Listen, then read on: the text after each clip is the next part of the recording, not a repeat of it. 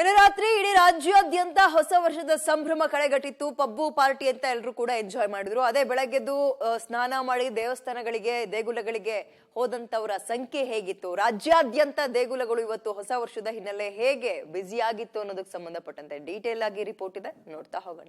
ನಾಡಿನಾದ್ಯಂತ ಹೊಸ ವರ್ಷದ ಸಂಭ್ರಮ, ದೇಗುಲಗಳಲ್ಲಿ ಭಕ್ತ ಸಾಗರ.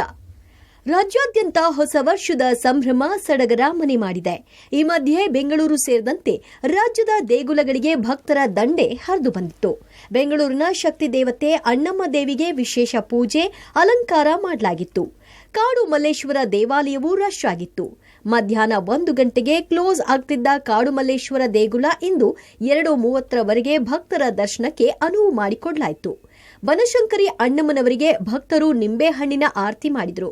ಬಂಡೆ ಮಹಾಕಾಳಮ್ಮ ದೇಗುಲದಲ್ಲಿ ಭಕ್ತ ಸಾಗರವೇ ಹರಿದು ಬಂದಿತ್ತು. ಅತ್ತ ಮೈಸೂರಿನ ಚಾಮುಂಡಿ ಬೆಟ್ಟಕ್ಕೆ ಭಕ್ತ ಸಾಗರವೇ ಹರಿದು ಬಂತು. ಕಣ್ಣು ಹಾಯಿಸಿದಷ್ಟೂ ಜನ ಜಾತ್ರೆಯೇ ಕಂಡುಬಂತು. ನಾಡ ದೇವತೆ ಚಾಮುಂಡಿ ದೇವಿಗೆ ವಿಶೇಷ ಪೂಜೆ ಪುನಸ್ಕಾರ ನೆರವೇರಿಸಿ ದೇವಿಯ ಕೃಪೆಗೆ ಭಕ್ತರು ಪಾತ್ರರಾದರು. ಮಂಡ್ಯ ಜಿಲ್ಲೆಯ ಚೆಲುವನಾರಾಯಣ ಸ್ವಾಮಿ, ನಿಮಿಷಾಂಬ, ರಂಗನಾಥ ದೇವಸ್ಥಾನ ಸೇರಿ ಪ್ರಮುಖ ದೇವಸ್ಥಾನಗಳಿಗೆ ಕುಟುಂಬ ಸಮೇತರಾಗಿ ಆಗಮಿಸಿ ಜನ ವಿಶೇಷ ಪೂಜೆ ಪುನಸ್ಕಾರ ಮಾಡಿದ್ರು. ಮಾಸ್ಕ್ ಧರಿಸಿ ಸರತಿ ಸಾಲಿನಲ್ಲಿ ನಿಂತು ದೇವರ ದರ್ಶನ ಪಡೆದ್ರು. ಅತ್ತ ಕೋಲಾರದ ಕೋಟಿಲಿಂಗ ಕ್ಷೇತ್ರಕ್ಕೆ ಭಕ್ತ ಸಾಗರವೇ ಹರಿದು ಬಂದಿತ್ತು. ಕೋಟಿ ಶಿವಲಿಂಗ ದರ್ಶನ ಪಡೆದು ಭಕ್ತರು ಪುನೀತರಾದರು. ಚಾಮರಾಜನಗರದ ಮಲೆಮಹದೇಶ್ವರ ಬೆಟ್ಟ ಭಕ್ತ ಸ್ತೋಮದಿಂದ ತುಂಬಿ ತುಳುಕ್ತಿತ್ತು. ಅಸಂಖ್ಯಾತ ಭಕ್ತರು ಮಾದಪ್ಪನ ಚಿನ್ನದ ತೇರು, ಬೆಳ್ಳಿ ರಥ, ಬಸವ ವಾಹನ, ಹುಲಿ ವಾಹನ ಸೇವೆ ಮಾಡಿದ್ರು.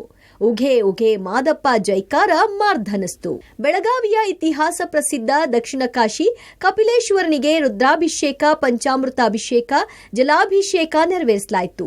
ಬೆಂಗಳೂರು ಗ್ರಾಮಾಂತರ ಜಿಲ್ಲೆಯ ದೊಡ್ಡಬಳ್ಳಾಪುರ ತಾಲೂಕಿನ ಘಾಟಿ ಸುಬ್ರಹ್ಮಣ್ಯ ದೇವಾಲಯವೂ ರಶ್ ಆಗಿತ್ತು.